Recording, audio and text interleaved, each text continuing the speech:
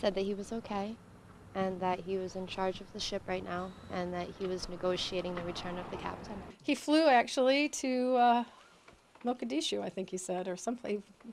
Isn't it awful? I don't even keep that close of tabs. He does this. It's just like routine to me. I say goodbye to the airport and I give him a big hug and a kiss, and I'll say I'll see you in 3 months.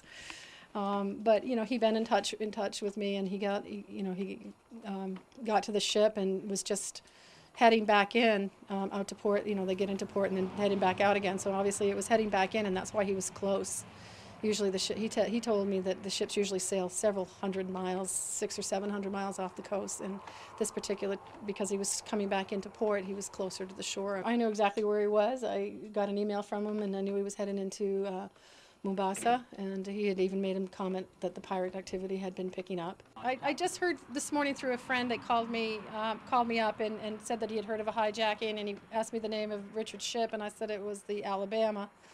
And he told me what had happened, and I said, and he goes, I'll be right up. And because he just lives down the road. So that's how I heard, was actually through my neighbor.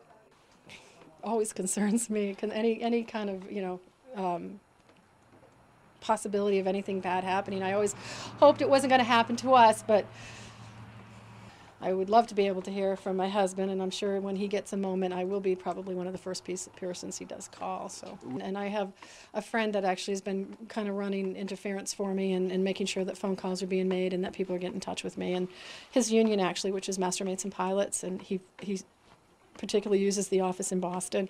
That gentleman actually knows me as well personally, and he called me this morning. And again, he told me that he would let me know if he heard anything. So people that know me and know my husband Richard have definitely been in touch and keeping the faith. So